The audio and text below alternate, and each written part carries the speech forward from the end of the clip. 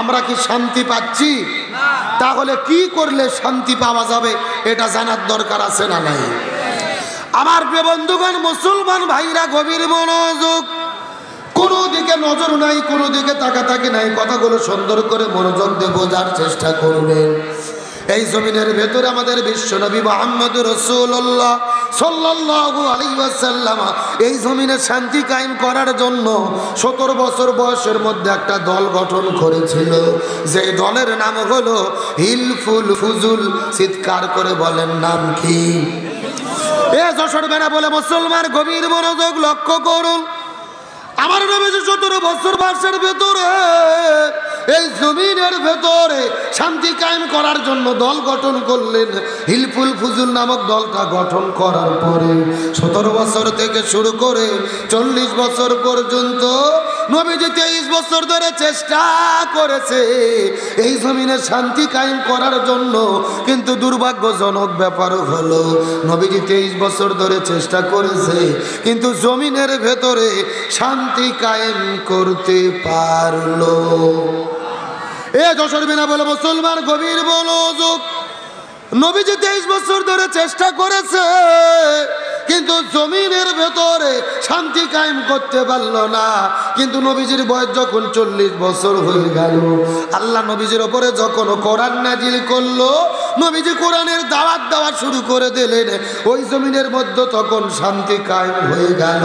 40 বছর থেকে শুরু করে 63 বছর পর্যন্ত নবীজি 23 বছর ধরে চেষ্টা করেছে, এই জমিনের মধ্যে শান্তি কায়েম হয়ে গেল। নবীজির জীবনটা দুই ভাগে ভাগ করার চেষ্টা করেন। নবুয়ত পাওয়ার আগের হলো 23 বছর, আর পরের হলো 23 বছর। আগের 23 বছর নবী চেষ্টা করলো, শান্তি কায়েম করতে পারলো না। কিন্তু পরে 23 বছরের ভেতরে নবীজি চেষ্টা করার পরে কেন শান্তি কায়েম করতে পারলো? এর পেছনে কারণ হলো আগের 23 বছরের ভেতরে নবীজির কাছে দল ছিল, কিন্তু নবীজির দলের ভেতরে আল্লাহর কোরআনের সংবিধান ছিল না। আমার কথা কি বোঝা যায়? এ ভালো করে বোঝেন। আপনার আমার মতো 2 টাকার ছুটকে ফাটকে হুজুর না, এলাকার তেল তেলা গোয়েন্দার নেতা নয়। স্বয়ং বিশ্বনবী 23 বছর ধরে চেষ্টা করেছে এই জমিনে শান্তি কায়েম করার জন্য। নবীজি শান্তি কায়েম করতে পারেনি, ব্যর্থ হয়েছে। কারণ কি? নবীজির দল ছিল, দলের মধ্যে আল্লাহর কোরআনের সংবিধান ছিল না। তার মানে বোঝা গেল বর্তমানে বাংলাদেশে যারা শান্তি কায়েম করতে চাচ্ছে, ওই দলের দ্বারা শান্তি কায়েম সম্ভব নয়, যেই দল আল্লাহর কোরআনের সংবিধান দিয়ে পরিচালিত হয় না। আরো জোরে বলেন। কথা কি ক্লিয়ার না ভেজাল আছে? কে ভাই, যেই দল নিজেরাই কোরআন দিয়ে চলে না, ওদের নিজেদের মধ্যে তো মারামারি করে গ্রুপিং করে কুপকায়। গভীর মনোযোগ ভালো করে বোঝেন। শান্তির জন্য কোরআন লাগবে। নামাজ রোজা হজ যাকাত যেমন ফরজ, তেমনি রূপে জমিনের ভেতরে ইসলামী আন্দোলন করে দিন কায়েমের জন্য প্রচেষ্টা করাও ফরজ। আল্লাহর কোরআন বলেছেন, ওয়াতাসিমু বিহাবলিল্লাহি জামিয়াও ওয়ালা তাফাররাকু। হে মুসলমান, তোমরা যদি মুসলমান বলে দাবি করো, এই জমিনে দিন কায়েমের আন্দোলন করে আল্লাহর রশিকে ঐক্যবদ্ধভাবে আঁকড়ে ধরো। আল্লাহর কোরআন বলেছেন, ওয়ালতাকুম মিনকুম উম্মাতুন ইয়াদউনা ইলাল খায়র ইয়ামুরুনা বিল মারুফ ওয়া ইয়ানহাউনা আনিল মুনকার। মুসলমান যদি তোমরা হও, সৎ কাজের আদেশ করতে হবে, অন্যায় কাজে বাধা দিতে হবে। আল্লাহর কোরআন বলেছেন, আল্লাযীনা ইম্মাক্কান্নাহুম ফিল আরদি আকামুস সালাহ ওয়া আতাউজ যাকাত ওয়া আমারু বিল মারুফ ওয়া নাহাউ আনিল মুনকার। মুসলমান দল যদি ক্ষমতায় যায়, ক্ষমতায় যাওয়ার পরে 4টে কর্মসূচি বাস্তবায়ন করবে। 1 নম্বর নামাজ বাধ্যতামূলক করবে, 2 নম্বর যাকাত ভিত্তিক অর্থনীতি কায়েম করবে, 3 নম্বর ভালো কাজ চালু করবে, 4 নম্বর মন্দ কাজ বন্ধ করবে। ক্ষমতায় যাওয়ার পরে এই 4 কর্মসূচির ঘোষণা বাস্তবায়নের যারা দেবে, ইমানদার মুসলমান হিসেবে তাদের পক্ষেই আমাদের থাকতে হবে। বক্তব্য কি আব্দুল সালাম যুক্তিবাদী না আল্লাহর? সূরা হজ আয়াত নম্বর 41। জোর বলেন, কয় 40? তাহলে চিৎকার করে বলেন, দল যদি করাই লাগে কিসের দল করব? এ রাজনীতি যদি করাই লাগে কিসের রাজনীতি করব? তার কারণ জমিনে শান্তি কায়েমের জন্য কি লাগবে? আরো জোরে বলেন। এই জন্য আল্লাহ সুবহানাহু ওয়া তাআলা বলেন, ওয়ামান আরাদা আন যিকরি ফাইন্না লাহু মাঈশাতান দানকা ওয়া নাহশুরুহু ইয়াওমাল কিয়ামাতি আমা। আর রাসূল বলেন আল্লাহু আকবার।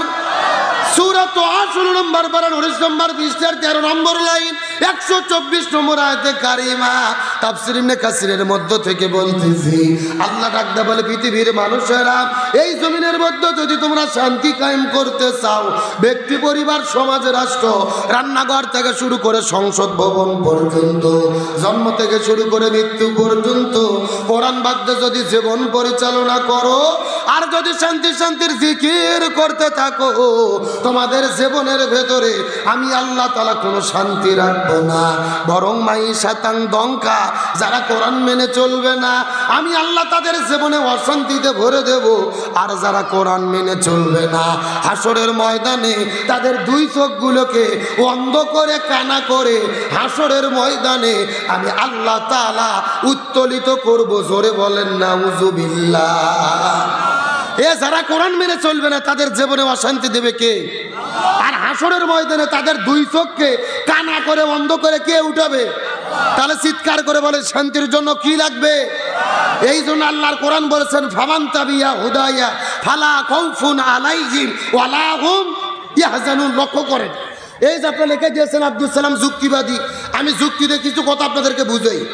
মনে করেন বাংলাদেশের ঢাকা শহরে বিশাল বড় একটা পানির ট্যাঙ্কি আছে। যেরকম কিসের ট্যাঙ্কি? ওই ট্যাঙ্কি দিয়ে পাইপ দিয়ে বাংলাদেশের 64টা জেলায় পানি সাপ্লাই দেওয়া হয়। কিন্তু ঢাকা শহরে যে পানির ট্যাঙ্কি আছে, ওই ট্যাঙ্কির ভেতরে একটা মরা বিড়াল মরিয়ে পৌঁছে গন্ধ উঠে আছে। আমার কথা বোঝা যায়? এখন একটা পাইপ আস্তে আস্তে আস্তে আস্তে আপনাদের বেনাপোলে ইমিগ্রেশনের সামনেও এসেছে। এখন বলেন তো, পাইপ দিয়ে যেই পানি বের হচ্ছে ওই পানি ভালো না গন্ধ? আর একটু জোরে বলেন। এখন গন্ধওয়ালা পানি বের হওয়ার পরে যশোর জেলাতে যত হুজুর আছে সব হুজুরদেরকে, ইমাম, মসজিদ, খতিব, মুফতি, মুহাদ্দিস সব আলেমদেরকে ডেকে বলা হয়েছে, এই হুজুরের গোষ্ঠীরা, এই যে গন্ধওয়ালা পানি বের হচ্ছে তোমরা ফু দিয়ে দিয়ে পরিষ্কার করো। হবে? কথা বলেন হবে? আচ্ছা বলেন তো, যশোর জেলার হুজুর তো দূরের কথা, কাবা শরীফের ইমামও যদি এসে ফু দেয় পানি পরিষ্কার হবে? আচ্ছা বলেন তো, পানি পরিষ্কার করতে গেলে কি পরিষ্কার করা লাগবে? ওই ঢাকা শহরের ট্যাঙ্কি পরিষ্কার করা লাগবে। এটা কি বুঝতে পেরেছেন? এবার আসল ওয়াজ শোনেন, আসল ওয়াজ। এই বাংলাদেশের শান্তি প্রতিষ্ঠার একটা ট্যাঙ্কি আছে, যার নাম হলো সংসদ ভবন। আরো ধরে বলেন। আর ওই সংসদের ভেতর থেকে বাবার আইন, দাদার আইন, চাচার আইন, খালুর আইন, ফুপুর আইন, কালমার্সের আইন, লেনিনের আইন, পুতিনের আইন, সক্রেটিসের আইন, প্লেটোর আইন, ধর্মনিরপেক্ষতাবাদ, জাতীয়তাবাদ, সোশ্যালিজম, ক্যাপিটালিজম, স্বামীর আইন, স্ত্রীর আইন, চাচার আইন, চাচির আইন, ভারতের আইন, ব্রিটিশের আইন, মানব রচিত তন্ত্র মন্ত্রকে জুতো এবং ঝাঁটাপিটা করে যতদিন পর্যন্ত কোরআন সংসদে ঢুকাইয়া কোরআন দিয়ে বাংলাদেশ পরিচালিত না হবে ততদিন পর্যন্ত এই জমিনের ভেতরে শান্তি আসতে পারে না, পারে না, পারে না। সুতরাং বাংলাদেশে শান্তি কায়েমের জন্য এই কোরআন দিয়ে বাংলাদেশ চলুক, এটাকে আপনারা চান? কারা কারা চান? দুটি হাত আল্লাহকে তুলে দেখান। দেন, একজন তাকবীর দেন দেখি।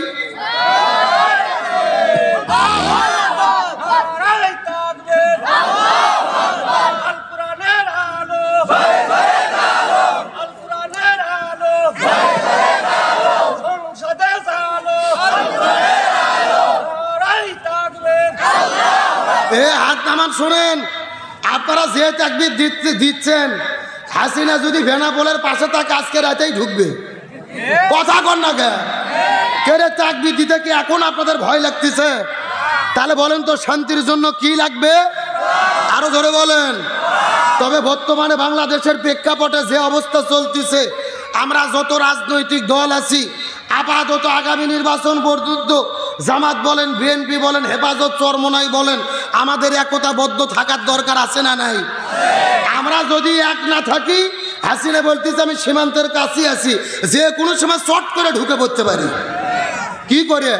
আমরা বলতেছি ম্যাডাম আপনি আসেন, আপনি শর্ট করে ঢুকবেন আর আমরা আপনাকে ফট করে আয়না ঘরে ঢুকে দেবো।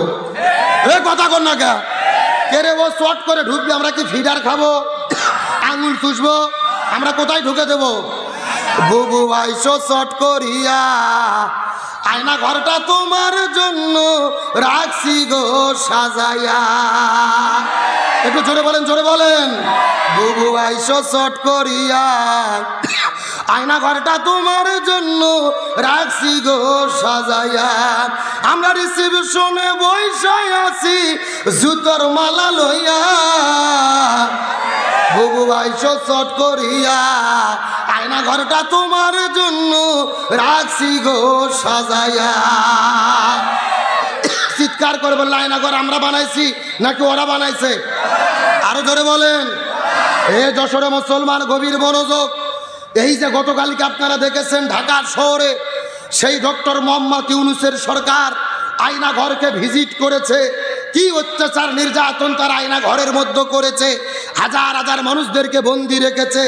অথচ স্বৈরাচারের দোসররা আওয়ামী লীগ বলতেছে ডক্টর ইউনূস আয়না ঘর নিজেই বানাইয়া নাটক করতেছে। জনগণ কি করতেছে? মানে আয়না ঘর নাকি ডক্টর ইউনূস বানাইছে, হাসিনা বানাই নাই। আরে ভাই আমি তো মনে করি কুত্তরও লজ্জা শরম আছে, স্বৈরাচারদের লজ্জা শরম নাই। এ কথা কর না গে। আমাদের দেশে একটা কথা আছে, পাগলে কিনা বলে ছাগলে। ওরা প্রায় 6 থেকে 700 আয়না ঘর করেছে, 2-3 হাত একটা করে ঘর। আমাদের প্রিয় ভাই ব্রিগেডিয়ার আমান হাসবি ব্যারিস্টার আরমানকে 13 বছর ধরে আয়না ঘরে বন্দি করে রেখেছে। সূর্যের আলো দেখতে দেয়নি, বাইরের বাতাস দেখতে দেয়নি। আজান যখন হতো বক্সে গান বাজাইয়া আজান পর্যন্ত শুনতে দিত না। আর আজকে ওরা বলতেছে আমরা আয়না ঘর তৈরি করিনি। তবে এখানে সন্দেহ করার একটা বিষয় আছে। অনেকে বলেছে আয়না ঘর যেরকম ছিল এগুলোকে নষ্ট করা হয়েছে, আলামত নষ্ট করেছে প্রশাসনের ভেতরে ডিজিএফ এর সদস্যরা। আমরা পরিষ্কার করে বলি যারা আয়না ঘরকে নষ্ট করেছে আগে এদেরকে বিচারের আওতায় আনা দরকার। আর যারা আয়না ঘর তৈরি করেছে আমরা তাদের বিচার চাই কি চাই না? এই জন্য হাসিনাকে বলি তুমি দেশে আসো, তোমার জন্য কি ঘর রেডি আছে। আরো জোরে বলেন। বুবু আইবা তুমি আইবা গো, এইবার আইসা বুবু ক্ষমতা পাইবা না। যারা মুখ খুলবে না মনে করবেন ওই গ্রুপের লোক। এ যেরকম ঠিক। বুবু আইবা তুমি আইবা গো, এইবার আইসা বুবু ক্ষমতা পাইবা না। খোঁজ নেই বুবু কাদের কাকার অবস্থা খারাপ, দরবেশ বাবার হারুন আঙ্কেল এখন সামনে আসে না। নেতা কর্মী সব জেলের ভেতর, বুবু আছে ডরের উপর, কখন জানি আসে গ্রেফতারি পরোয়ানা। বুবু আইবা তুমি আইবা গো, এইবার আইসা বুবু সিয়ার পাইবা না। কথা বলেন ঠিক কিনা? আল্লাহর কোরআন বলেছে কুতিবা আলাইকুমুল কিসাস, জীবনের পরিবর্তে জীবন, হাতের পরিবর্তে হাত, পায়ের পরিবর্তে পা, চোখের পরিবর্তে চোখ। এই আয়াতের ডিজিটাল ব্যাখ্যা হলো আয়না ঘরের পরিবর্তে আয়না ঘর। সুতরাং বর্তমান ডক্টর ইউনূস সরকারকে বলবো ওই স্বৈরাচারের যত এমপি মন্ত্রী দোসর গ্রেপ্তার হয়েছে এদের জেলে রেখে জামাই আদর করলে হবে না, এদের প্রত্যেককেই আয়না ঘরে বন্দি করে রাখতে হবে। আমার কথার সঙ্গে কাটবে একমত? আলোচনা কি চলবে? শেষ পর্যন্ত থাকবেন তো ইনশাল্লাহ? দেখি থাকবেন না কারা কারা একটু হাত তোলেন। এই হলো হুজুগে বাঙালি। যাই বলে আয় রে তারই সাথে যাই রে, বোঝা শোনা না। এরকম হলে হবে না। সত্য সত্য শেষ পর্যন্ত থেকে আখিরে মোনাজাত করে কারা কারা যেতে চান টান টান করে দুটো হাত আল্লাহকে তুলে দেখান। লিল্লাহি তাকবীর। এ সাউন্ড হয় না, হাত টান টান করে দেখি। এ মুরব্বি মুরব্বি মুরব্বি হাত উঠান দেখায়, ছেলে সভাপতি হাত না, সবাই একটু গলা কাকার দন্ত দেখে। লিল্লাহি তাকবীর, লিল্লাহি তাকবীর। আল কোরআনের আলো, সংসদে জালো, সারা বাংলায় জালো, লিল্লাহে তাকবীর। আল্লাহ কবুল করুক, বলেন আমিন। আমি জানতে চাচ্ছি ওই যে দাঁড়িয়ে আছে ওরা কারা, কোথা থেকে এলো? না রে, এই যে সাইডে দাঁড়িয়ে আছে এদের সমস্যা কি? এই ছেলেবেলে যে সেখানে আছে বসো, তো দেখে আসো, বসে পড়ো। জি আসেন, আমার টাইম কম, আর মাত্র 20 থেকে 25 মিনিট কথা বলবো। আমার দিকে লক্ষ্য করেন, আলোচনার মূল দিকে প্রবেশ করি। চিৎকার করে বলেন, আল্লাহ আমাদেরকে সৃষ্টি করেছে, আল্লাহর একটা উদ্দেশ্য আছে না নাই? উদ্দেশ্য কি? ওমা খলাকতুল জিন্না ওয়াল ইনসা ইল্লা লিয়াবুদুন। আমি মানুষ এবং জিনকে সৃষ্টি করেছি আমার ইবাদত করার জন্য। সুবহানাল্লাহ বলেন। এখন আজকের আলোচনার মেইন টপিক হলো আল্লাহর কাছে সবচেয়ে প্রিয় ইবাদত কোনটি, আল্লাহর কাছে সবচেয়ে প্রিয় আমল কোনটি। তার কারণ যশোর জেলার বিনাপোলের মানুষের ধারণা নামাজ পড়ার নাম ইবাদত, হজ করার নাম ইবাদত, যাকাত দেওয়ার নাম ইবাদত। গভীর মনোযোগ লক্ষ্য করুন, নামাজ রোজা হজ যাকাত অবশ্যই ইবাদত, তবে আল্লাহর কাছে সবচাইতে দামি ইবাদত হলো এই জমিনের ভেতরে কোরআন বিজয়ের আন্দোলন করা, ইকামতে দ্বীনের কাজ করা, ইসলাম প্রতিষ্ঠার আন্দোলন করা। এখন আপনাদের মনের মধ্যে প্রশ্ন জাগতে পারে, হুজুর এটা আপনি কেমন ওয়াজ করলেন? সারা জীবন আমরা আলোচনা শুনেছি নামাজ রোজা হজ যাকাত এগুলো হলো আসল ইবাদত, আর আপনি বলতেছেন কোরআন প্রতিষ্ঠার আন্দোলন, এটা হলো আসলের পিছনে কারণ কি? আমি যে যুক্তিগুলো দেই ভালো করে বোঝার চেষ্টা করেন। চিৎকার করে বলেন, বাংলাদেশে তাবলিগ নামে একটা দল আছে না নাই? মসজিদে মসজিদে যাই, মানুষদেরকে নিজেদের খাইয়ে নামাজের জন্য ডাকে। আচ্ছা বলেন তো, তাবলিগের কি কোনো বিপদ বাংলাদেশে আছে? নাই। আচ্ছা বলেন তো, বাংলাদেশে জিকির পার্টি আছে না নাই? কথা কনা বাঙালি রে।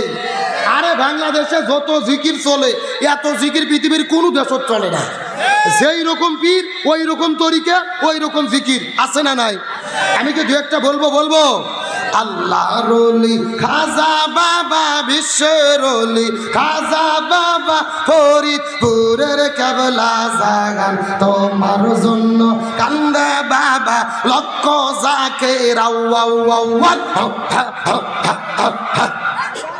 কথা কোন দুই কান্তর দুই ফেরেশতা আছে না নাই? দুই ফেরেশতা কলম বার করে শুধু দাঁত দেখে আমরাচ্ছে। আল্লাহ বলছে, কে ফেরেশতা তোমরা কলম দাঁত দেখে আমরাও কেন? ফেরেশতারা বলতেছে, আল্লাহ আমরা তো বুঝবে পারিনি, লিখবো কি? কে রে, কোরআন হাদিসের মধ্যে হোকামুখি কোতাকুতি কোনো জেকের আছে? অথচ গত 3 দিন আগে দেখলাম, আমার দিকে তাকান, একটা মাহফিলে বক্তা ওয়াজ করতেছে, হঠাৎ করে একটা শ্রোতা ভেতর থেকে লাফ দিয়ে উঠে, যেই জেকের শুরু হয়েছে দৌড়ে এসে মঞ্চে উঠে বক্তার চেয়ারে উঠে লাফ দিয়ে বক্তার ঘাড়ত চড়ছে। এ যুবকেরা কথা কও, সোশ্যাল মিডিয়াতে ভিডিও দেখেছো না? একেবারে বক্তার ঘাড়ত লাফ দিয়ে উঠে উপরে বাস ধরে এক ঢিক বাজি দিয়ে বাদুরের মতো ঝুলতিছে আর জিকির করতেছে। চিৎকার করে বলেন তো, এগুলো জিকির না ফাজলামি? জোরে করেন, জিকির না ফাজলামি? গভীর মনোযোগ ভালো করে বোঝেন, জিকির হলো ফরজ ইবাদত। আল্লাহ বলছেন, ফাজকুরুনি আযকুরুকুম, তোমরা আমার জিকির করো, আমিও তোমাদের জিকির করব। তাহলে জিকির যদি ফরজ ইবাদত হয়, রসুলের তরিকা মতো করার দরকার আছে না নাই? রসুল বলেছেন জিকিরের সহি শব্দ হলো 4টি। জোরে বলেন, কয়টি? সুবহানাল্লাহ, আলহামদুলিল্লাহ, লা ইলাহা ইল্লাল্লাহ, আল্লাহু আকবার। এই 4টা শব্দ ছাড়া সহি কোনো জিকির, অথচ বাংলাদেশে জিকির চলে বসেন বইসে যান। কথা কন না কে? আর এরা যে বাদুরের মতো ঝুলে ঝুলে জিকির করে, আমার মনে বলে এদের এই জিকির দেখে হিন্দু বৌদ্ধ খ্রিস্টানরা পর্যন্ত আমাদেরকে নিয়ে হাসি ঠাট্টা তামাশা করে। যেকার ইসলাম ধর্ম নাম যারা করতেছে কি, এদের এই সমস্ত ঝোলাঝুলি দেখে আবার কিছু বাউল শিল্পী গান বের করেছে, আমি বলবো নাকি?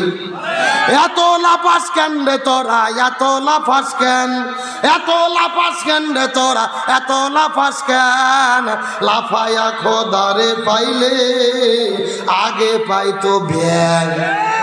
বলতেছে লাভ মারে মারে যদি আল্লাহর কাছে যাওয়া যেত, তাহলে মানুষের আগে ভ্যাং আল্লাহর কাছে যেত।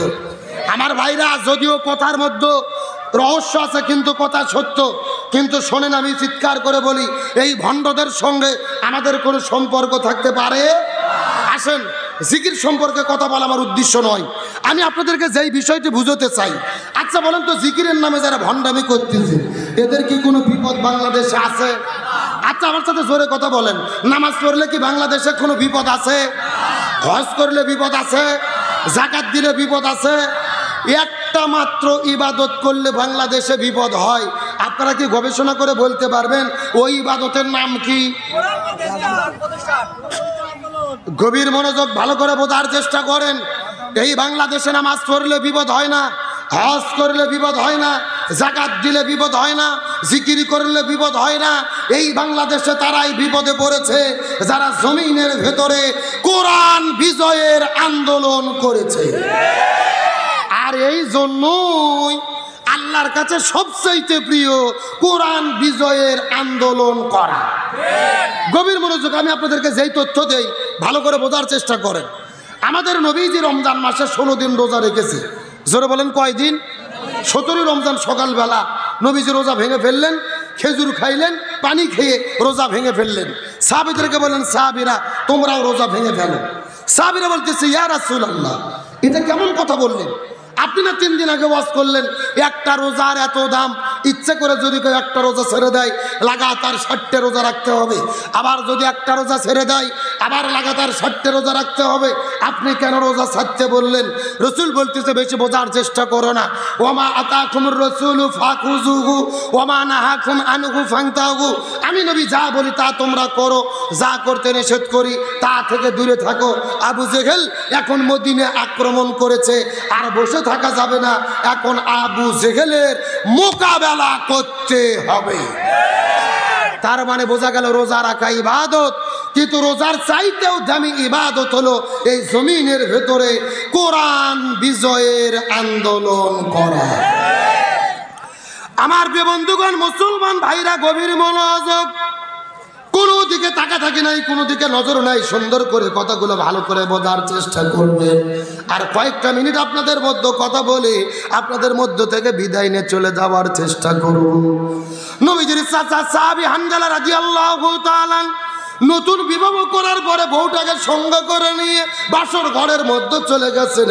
ওই বাসর ঘরের মধ্যে যাওয়ার পরে যখন প্রেম ভালোবাসা মহব্বত চলতেছিল, ফুলসজ্জা রাত যখন পার করতেছিল, এমন সময় মদিনার ভেতরে অলি গলি থেকে কে যেন চিৎকার করে ডেকে বলে, কুতিলা মুহাম্মদ, কুতিলা মুহাম্মদ। মুসলমানদের নবী জমিনের মধ্য থেকে বিদায় নিয়ে চলে গেছে। এই কথা শোনার পরে হযরতে হানজালা ওই বাসর ঘরের মধ্যে থেকে বউটা রাখার পরে এক দৌড়ে তিনি চলে গেলেন কূপের মধ্যে ফরজ গোসল আদায় করার জন্য। কূপের মধ্যে যাওয়ার পরে কূপ থেকে পানি উঠানোর পরে যখন তিনি শরীরের মধ্যে পানি ঢেলে দেবেন, এমন সময় আবার কে যেন চিৎকার করে ডেকে বলে, কুতিলা মুহাম্মদ, কুতিলা মুহাম্মদ। মুসলমানদের নবী জমিনের মধ্যে থেকে বিদায় নিয়ে চলে গেছে। এই কথা শোনার পরে হযরতে হানজালা ওই পানিটা ফেলে দেওয়ার পরে এক দৌড়ে বাসর ঘরে চলে গেলেন। যাওয়ার পরে হাতের মধ্যে তরোয়াল নেওয়ার পরে যুদ্ধের ময়দানে যাওয়ার জন্য যখন দৌড়ানো শুরু করলেন, পেছন দিক থেকে তার বিবি হাত টেনে ধরেছে, ডাকতে বলে, ওগো প্রাণের স্বামী, আপনি যুদ্ধ করতে যাবেন আমার কোনো আপত্তি নাই, কিন্তু আপনার ফরজ গোসল বাকি আছে, আপনি গোসল বাদ দিয়ে কেমন করে যুদ্ধের ময়দানে চলে যাবেন? এমন সময় হানজালা ডাকতে বলে, বিবিরি, আমি যদি গোসল করা শুরু করি আর গোসল করতে করতে আমার যদি সময় বেশি লেগে যায় আর মুসলমানদের নবী যদি ওদের প্রান্তরে শহীদ হয়ে যায়, আল্লাহ যদি হাসরের ময়দানে আমাকে জিজ্ঞেস করে বলে, এ হানজালা, মুসলমানদের নবী বিদায় নিয়ে চলে গেল, তুমি বাসর ঘরের মধ্যে কেমন করে সময় পার করলা? আমি তখন আল্লাহর কাছে কেমন করে জবাব দেব? লিল্লাহি তাকবীর। মুসলমানদের নবী যদি বিদায় নিয়ে চলে যায়, আল্লাহর কাছে কেমন করে জবাব দেব? এই কথা হযরতে হানজালা বলার পরে হাতের মধ্যে তরোয়াল নিয়ে দৌড়ানো শুরু করলেন উহুদের যুদ্ধের দিকে। যেতে যেতে যেতে যেতে উহুদের ময়দানে চলে গেলেন। উহুদের ময়দানে যাওয়ার পরে যুদ্ধ করা শুরু করলেন। ফজর নামাজের আজান হয়ে গেল, কিন্তু তিনি ফজর নামাজটা পড়তে পারলেন না, যেহেতু তার ফরজ গোসল বাকি ছিল। একদিকে ফরজ গোসল বাকি, আর একদিকে ফজর কাজা, জোহর কাজা, আসরটাও কাজা হলো। এক নয়, দুই নয়, 3 ওয়াক্ত নামাজ কাজা করার পরে আসর নামাজ পড়ার পরে যুদ্ধ করতে করতে করতে করতে কয়েকজন কাফেরকে বিদায় করে দেওয়ার পরে কিছুক্ষণ পরে লক্ষ্য করে দেখা গেল পেছন দিক থেকে একটা কাফের আসার পরে হানজালার কাঁধের উপরে এমন জোরে আঘাত করেছে, হানজালার দেহ থেকে কাল্লাটা আলাদা হয়ে পড়ে গেল। ধরধর ধরধর ধরধর করে রক্ত পড়া শুরু করলেন।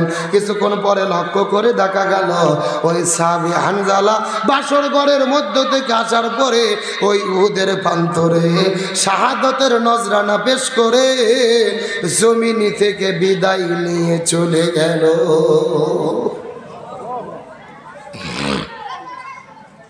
এই পাশে কত কিছু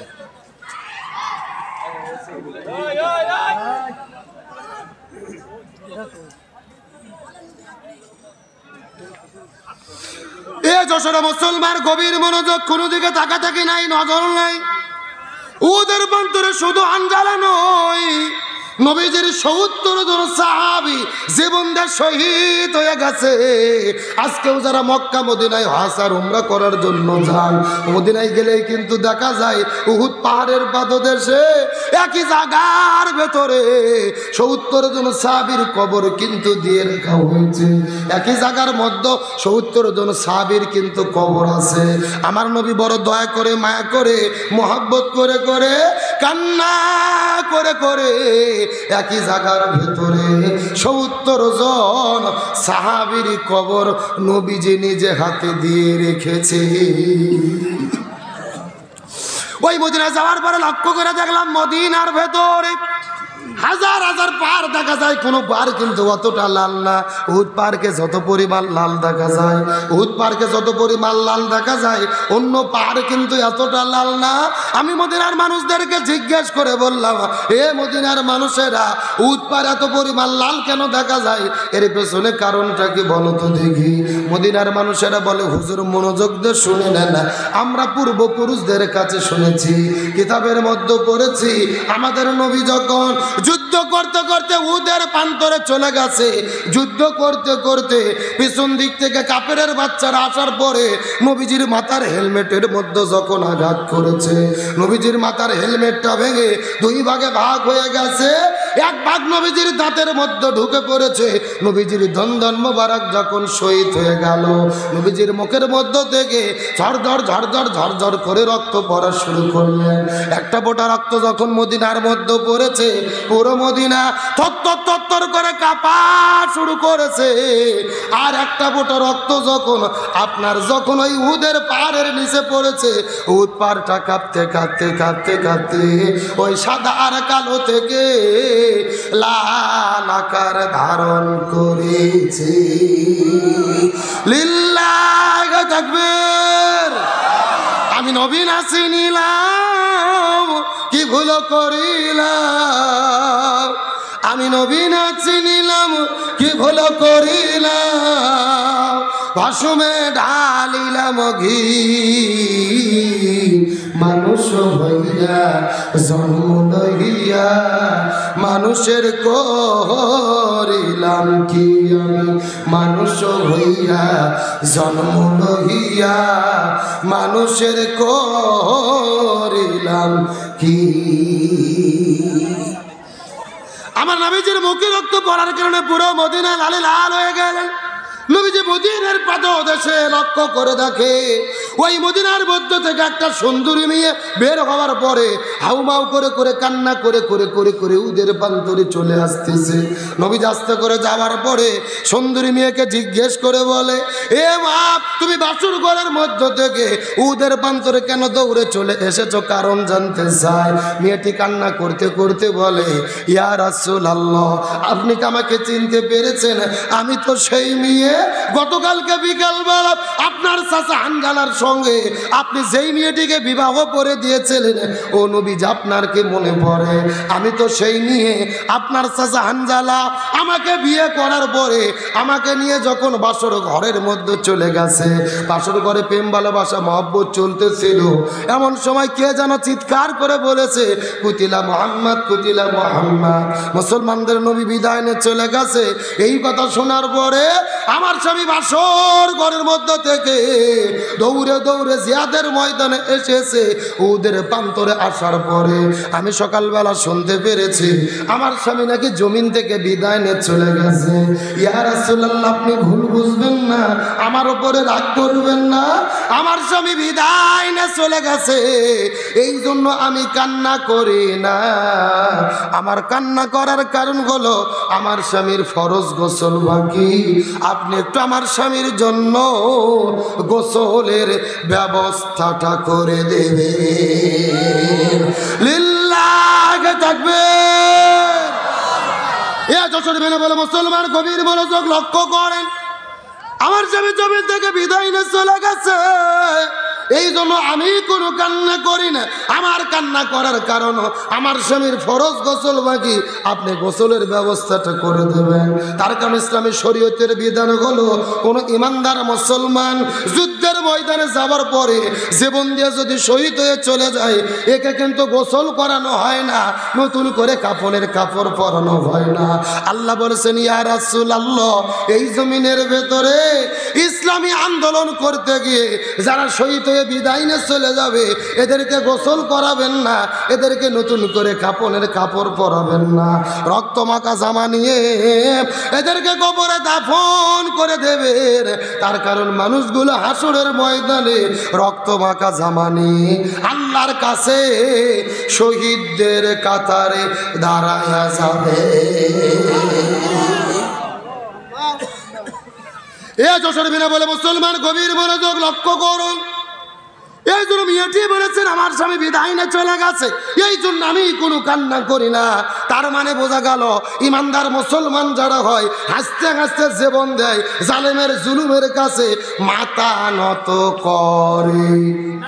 আমাদের নকিব, আমাদের রাহবার মাওলানা মতিউর রহমান নিজামী, আব্দুল কাদের মোল্লা, আলী হাসান, মোহাম্মদ মুজাহিদ, মীর কাসেম আলী মিঠু ভাই সহ ইসলামী আন্দোলনের বীর সিপাহসালাগুলো আস্তে আস্তে ফাঁসির দড়িতে ঝুলেছে, জীবন দিয়ে শহীদ হয়েছে, তারপরও জালেমের কাছে মাথা নত করে। ওই যে কোরআনের পাখি শহীদ আল্লামা দিলওয়ার হোসেন সাঈদী, অর্ধশত বছর ধরে যিনি কোরআনের মাহফিলে আলোচনা করলেন, যার আলোচনা শোনার পরে হাজারো মানুষ কালেমা পড়ে পড়ে পড়ে পড়ে মুসলমান হয়ে গেল। যেই মানুষটা কাবা ঘরের মধ্যে ঢুকে নামাজের অনুমতি পাইল, যেই মানুষটাকে বুকের মধ্যে জোরে ধরে কাবা শরীফের ইমামে চুমু খাইল, ওই কোরআনের পাখি শহীদ আল্লামা সাঈদীকে 1 নয় 2 নয় 13 বছর ধরে জেলে বন্দি রাখার পরে ওই জেল থেকে বের করে হসপিটালে ভর্তি করার পরে ইনজেকশনের সিরিজের মধ্যে বিষ ঢুকাইয়া আল্লামা সাঈদীর শরীরে পরিকল্পিতভাবে বিষ প্রয়োগ করে তারা তাকে হত্যা করেছে। আরো জোরে বলেন। ওই কোরআনের পাখি আল্লামা সাঈদীকে 13 বছর ধরে জেলে বন্দি রেখে হসপিটালে ভর্তি করে যেই ডাক্তারকে চিকিৎসা করার দায়িত্ব দিয়েছিল তার নাম হলেন ডাক্তার মোস্তফা জামান। এই ডাক্তার কোন ডাক্তার? যেই ডাক্তার 2013 সালে শাহবাগের গণজাগরণ মঞ্চে দাঁড়িয়ে স্লোগান দিয়েছিল, সতে সাঈদী তুই রাজাকার, তুই রাজাকার। যেই লোকটা আল্লামা সাঈদীর ফাঁসি চাইল, ওই লোকটাকে দিল চিকিৎসা করার দায়িত্ব। আমাদের বগুড়ার ভাষায় বলে শিয়ালের কাছে ছাগল বাগি। আরো জোরে বলেন। ওই হসপিটালের 2টা নার্স বলেছে আল্লামা সাঈদীর শরীরে যখন ইনজেকশন পুশ করেছে তার কিছুক্ষণ পরে আল্লামা সাঈদী মৃত্যুর কোলে ঢলে পড়েছে। তার মানে বোঝা গেল আল্লামা সাঈদীর মৃত্যু কোনো স্বাভাবিক মৃত্যু ছিল না, এটা পরিকল্পিত হত্যাকাণ্ড। সুতরাং বর্তমান ডক্টর ইউনূস সরকারকে বলি, ওই কোরআনের পাখি আল্লামা সাঈদীকে পরিকল্পিতভাবে মৃত্যুর দিকে যারা ঠেলে দিয়েছে ওদের প্রত্যেককেই গ্রেপ্তার করে ফাঁসির দড়িতে ঝোলাতে হবে। তার কারণ ওই সাঈদীকে হত্যা করেছে, আলেমদের বিরুদ্ধে লেগেছে। এখন তারা কি দেশের মধ্যে আছে নাকি পালাইছে? আরো জোরে বলেন, কোথায় আওয়ামী লীগ, কোথায় কাদের কাকা, কোথায় গেল ওই জালেমের গরম গরম কথা?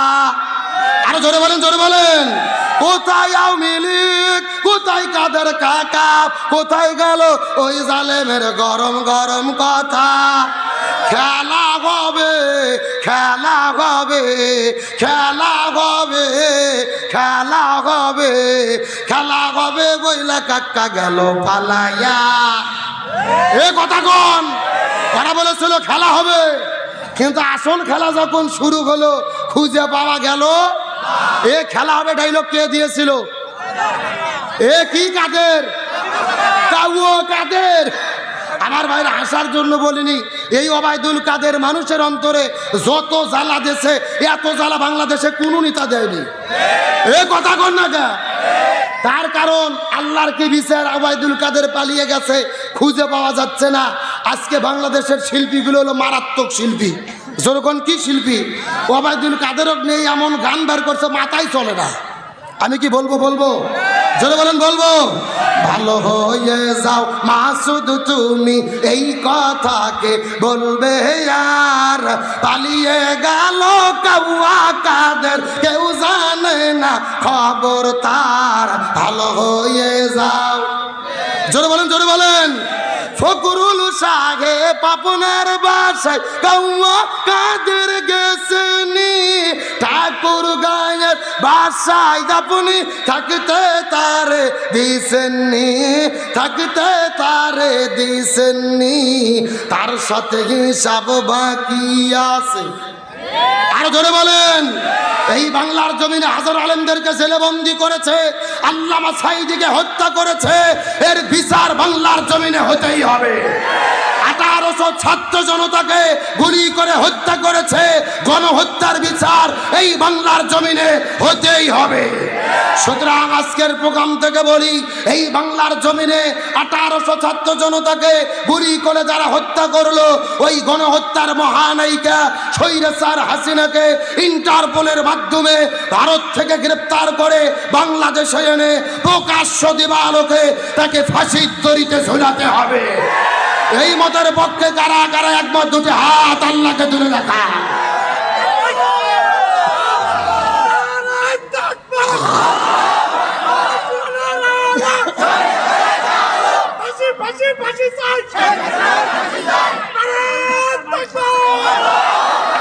আলহামদুলিল্লাহ বলেন। গভীর মনোযোগ ভালো করে বোঝেন। আল্লাহ বলছেন, মান কতালা নাফসান বিগাইরি নাফসিন আও ফাসাদিন ফিল আরদ ফাকা আন্নামা কতালান নাসা জামিয়া। আল্লাহ বলে, নিরপরাধ একজন মানুষকে হত্যা করা মানে হলো তামাম পৃথিবীর সমস্ত মানুষকে হত্যা করার শামিল। একজন মানুষকে হত্যা করা মানে হলো তামাম পৃথিবীর সকল মানুষকে হত্যা করা। এখন বলেন তো, ওরা কি একজনকে হত্যা করেছে নাকি হাজার হাজার হত্যা করেছে? এখন এটার বিরুদ্ধে কথা বলে অপরাধ, বিচার চাওয়া কি রাজনীতি?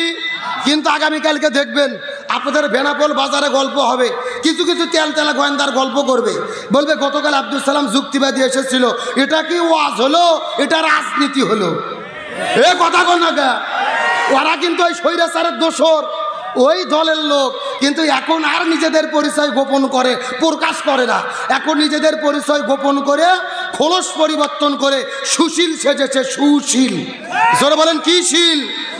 একেবারে সোজা কথা, আগামীকালকে আজকের ওয়াজের বিরোধিতা করবে যারা, মনে করবেন স্বৈরাচারের দোসর তারা। তার কারণ রাসূল বলেছেন, শুধুমাত্র হাতের মধ্যে তরোয়ার নিয়ে যুদ্ধ করা জিহাদ নয়, সবচাইতে বড় জিহাদ হলো জালেমের জুলুমের বিরুদ্ধে কথা বলা। আর ওই জালেমের জুলুমের বিরুদ্ধে আমরা স্বৈরাচার হাসিনা থাকতেও কথা বলেছি, এখনো বলে যাব ইনশাআল্লাহ। আলোচনা কি চলছে? তবে আমি জানতে চাচ্ছি, দাঁড়িয়ে আছে এরা কারা? এই ছেলেবেলে, হ্যাঁ দেখি ভেতরে বসে পড়ো তো দেখি, কেন হা করে চাই আছে এরা কারা রে? আমি ভলেন্টিয়ার ভাইদেরকে বলবো, ভাইদেরকে ভেতরে বসে দেবেন, না হলে ভাই এখান থেকে বের করে দেন, এখানে ঝিরঝিরি করার কোনো টাইম নাই। এ কথা কর না কে? ওদের বারবার তেল মারা হচ্ছে, গাই গরম হচ্ছে না, কি ওরা পাইছে কি? আচ্ছা বলেন তো দেখি, এখানে আজকে ওয়াজ না হয়ে যদি মমতাজের কনসার্ট হইতো, ফাইটা যায় জোড়া দেওয়ার বুদ্ধি নাই, রূপ ভানের আছে, কোমর দুলাইয়া ঝাঁকি হতো, এদেরকে মাইক দিয়ে ঢাকা লাগতো। ওই যুবকদের ভিড়ের ঠেলায় বুড়ো মানুষেরা বসার জায়গা পেত না। কতক্ষণ ঠিক কিনা? যে যেখানে আছেন বসেন, দেখি বসেন, ভেতরে বসে পড়েন। আলোচনা চলছে। তাহলে চিৎকার করে বলেন সাহাবী হানজালার কি গোসল বাকি? আরো জোরে বলেন। আলোচনাটা অবশ্যই করব, তবে এখন যদি অনুমতি দেন আমি মহিলাদের জন্য 2 মিনিট কিছু বলবো। বলার দরকার আছে না নাই? যশোর বেড়া বলে মুসলমান গভীর মনোযোগ লক্ষ্য করুন। আমার নবীজি মিরাজের রজনীতে সর্বপ্রথম চলে গেলেন জান্নাতের ভেতরে। ওই জান্নাতটা পরিভ্রমণ করার পরে যখন জান্নামের মধ্যে চলে গেলেন, ওই জান্নামের মধ্যে যাবার পরে লক্ষ্য করে দেখে ওই জান্নামের মধ্যে হাজার হাজার মহিলাদেরকে আগুন দিয়ে দাউ দাউ দাউ দাউ করে জ্বালানো হচ্ছে। এই মহিলাগুলো চিৎকার করে চেঁচামেচি করতেছে, আর মহিলাদের মাথার উপরে চড়ে কিছু কাকগুলো বসে থেকে তাদের মাথার মগজগুলো ঠুকুরে ঠুকুরে ঠুকুরে খাচ্ছে। এই দৃশ্য দেখার পরে নবীজির মনটা বড় খারাপ হয়ে গেল। জিবরাইলকে জিজ্ঞাসা করে বলে, ও ভাই জিবরাইল, এই সমস্ত মহিলাগুলো কারা? তুমি দয়া করে বলো তো দেখি। এমন সময় জিবরাইল বলে, ইয়া রাসূলুল্লাহ, এই মাত্র আল্লাহ তাআলা জানাইয়া দিল আপনার উম্মতের ভেতরে অধিকাংশ মহিলারা জাহান্নামে যাবে।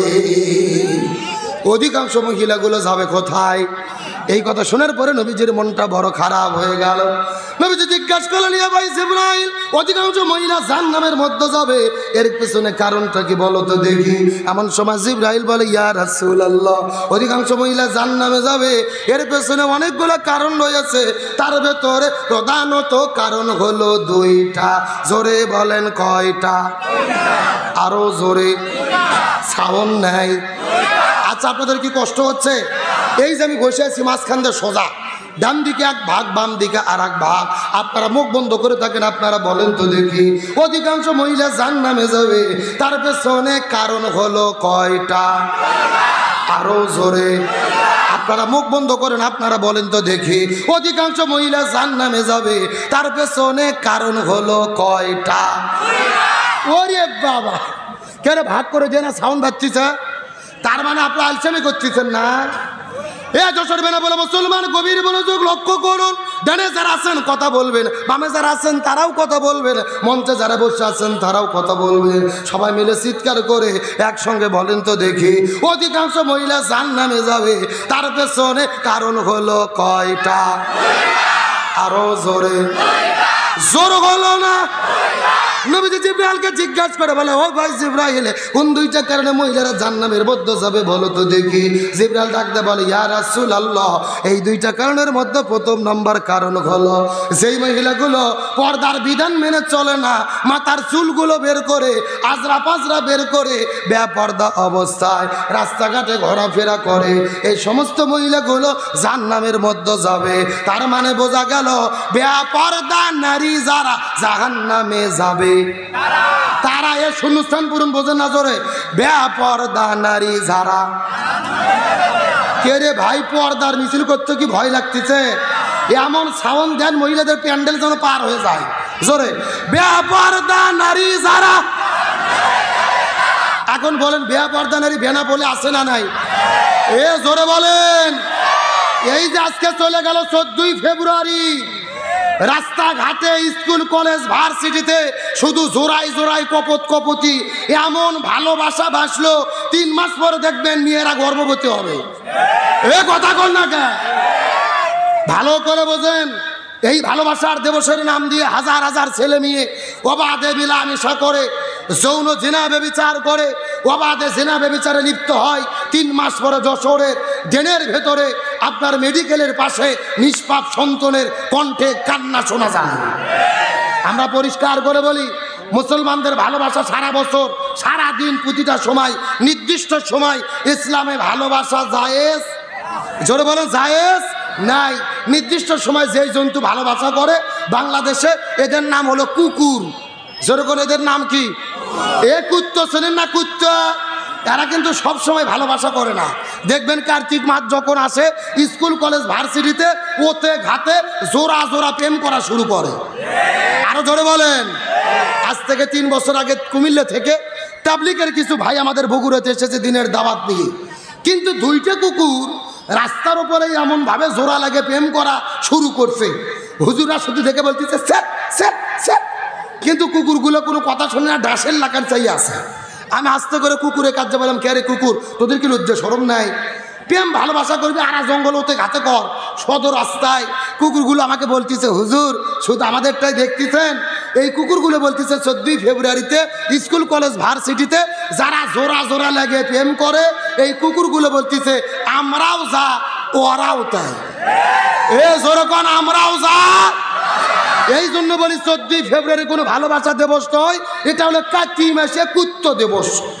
আমি যখন বলবো 14 ফেব্রুয়ারি, আপনারা বলবেন কার্তিক মাসে কুত্ত দিবস, বলতে পারবেন না। যারা বলবে না মনে করবেন ওই গ্রুপের লোক। 14 ফেব্রুয়ারি কুত্ত দিবসের 2 গালে, লুচ্চ দিবসের 2 গালে। এ যুবকদের সাইজ করার দরকার আছে না নাই? কিন্তু আমি মাহফিলে আসার পরে কিছু কিছু যুবক বলতেছে, হুজুর আমাদের মনে খুবই ব্যথা আছে, আমরা তো মেয়েদের পেছনে ঘুরতাম না, যদি আমাদের বিয়ের বয়স হওয়ার পরে আমাদের বাবা আমাদেরকে বিয়ে করাতো। এ কথা কর না গা। ছেলেরা কম পেলাতে নাই, কম জ্বালাতে নাই। ছেলেদের বিয়ের বয়স হয়, মেয়েদের বিয়ের বয়স হয়, বাবারা বিয়ে করায় না, এমন বাবা মা আছে না নাই? বাবারা বলে যে ছেলেকে যদি বিয়ে করায় খাওয়াবে কি, চাকরি নাই, টাকা পয়সা নাই। এটা সম্পূর্ণ কোরআন বিরোধী বক্তব্য। আল্লাহর কোরআন সূরা নূরের 32 নম্বর আয়াতে বলেছে, তোমাদের ছেলে মেয়ের যখন বিয়ের বয়স হবে এদেরকে বিয়ে পড়াইয়া দাও। বিয়ে যদি পড়াই দাও, ওরা যদি অভাবী থাকে, আমি আল্লাহ টাকা পয়সা দিয়ে তাদেরকে ধনী বানাইয়া দেব। সুবহানাল্লাহ বলেন। আমি তো মনে করি অভাব থেকে দূর হবার জন্যে আরো ছেলে মেয়েদের বিয়ে করার দরকার। এ কথা কোন? কিন্তু আমরা চলতেছি উল্টো পথে।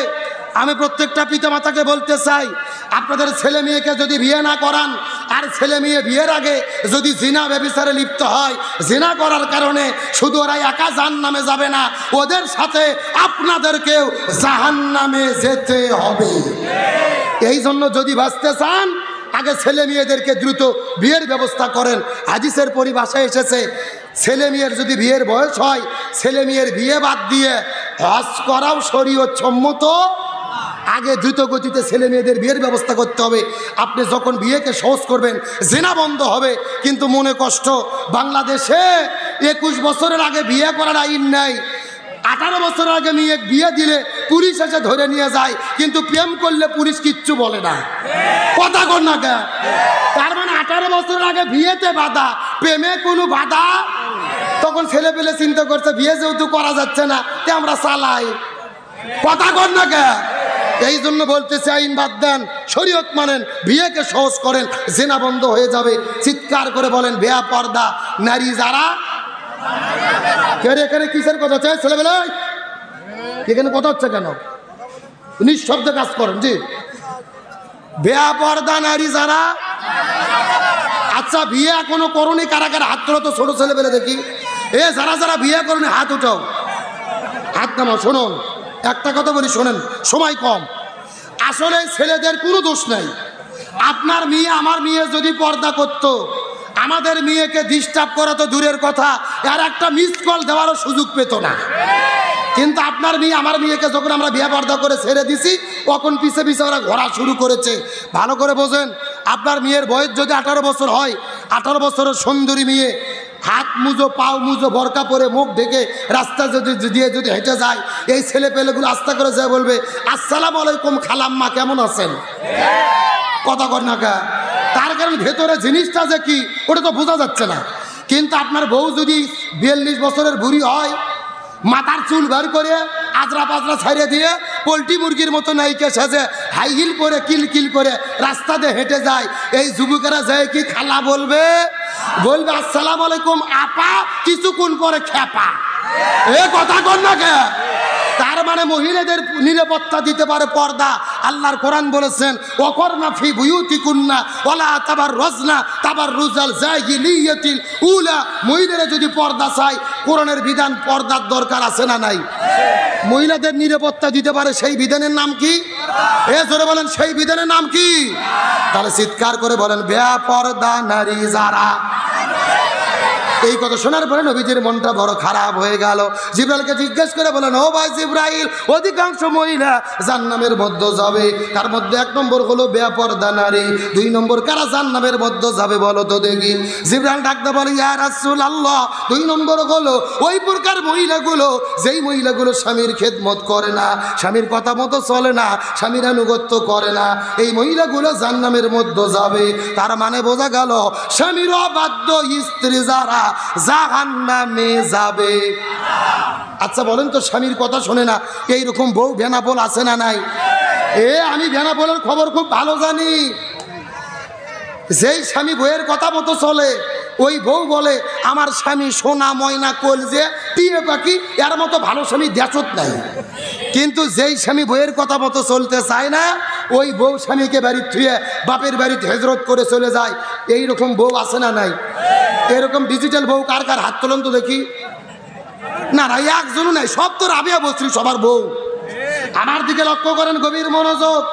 তার মানে তারা গভীর মনোযোগ ভালো করে বোঝেন, এই বউগুলো রাষ্ট্রপতি সেজে স্বামীকে চালাতে চায়, কিন্তু স্বামীর অধীনে চলতে চায়। কিন্তু আল্লাহর কোরআনের বিধান, পরিচালক কি স্বামী হবে নাকি স্ত্রী হবে? আরো জোরে বলেন, স্বামী না স্ত্রী?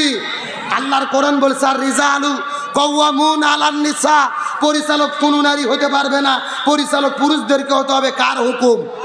আরো জোরে বলেন, কার হুকুম? এই জন্য রসুল বলেছেন, একটা পরিবারের প্রধান যদি নারী হয়, ওই পরিবার পৃথিবীতে জাহান্নাম। আর একটা দেশের রাষ্ট্রপতি প্রধানমন্ত্রী যদি মেয়ে হয়, ওই দেশে কখনো শান্তি আসতে পারে। সর্বশেষ একটা কথা বলি, আমার দিকে তাকান। এই যে 3 মাস আগে আমেরিকাতে নির্বাচন হলো, আমেরিকার রাষ্ট্রপতি হয়েছে আধা পাগলা ডোনাল্ড ট্রাম্প। যেরকম কি পাগলা? বিরোধী দল বলেছিল ডোনাল্ড ট্রাম্পকে আপনারা ভোট দিয়েন না, কারণ কি? ও হলো আধা পাগলা। কিন্তু আমেরিকার লোক আধা পাগলা ডোনাল্ড ট্রাম্পকে ভোট দিয়েছে, কিন্তু বিশ্ব সুন্দরী কমলা হ্যারিসকে ভোট দেয়নি। ওরাও চিন্তা করে দেখেছে, আধা পাগলা ডোনাল্ড ট্রাম্প ভালো, তাও কমলা হ্যারিসের নারীর জ্বালা ভালো না। ওরা ইহুদি খ্রিস্টান হয়ে বুঝলো রে। আর আমরা বাংলাদেশের 90% মুসলমান বুঝলাম না। স্বাধীনতার 54 বছর পার হয়ে গেল, আমরা ঘুরে ফিরে নারীর হাতে ক্ষমতা তুলে দিলাম। বেনাপোলের মুসলমান, গভীর মনোযোগ। আল্লাহর কোরআনের ঘোষণা, পরিচালক নারী হতে পারবে না, পুরুষদেরকে হতে হবে। সুতরাং এতদিন যা করেছে ভুল করেছি, আগামী সময়ে আর কোন নারীকে প্রধানমন্ত্রী দেখতে চাই না। আগামীতে পুরুষ প্রধানমন্ত্রী কারা কারা দেখতে চান, 2টি হাত আল্লাহকে তুলে দেখা।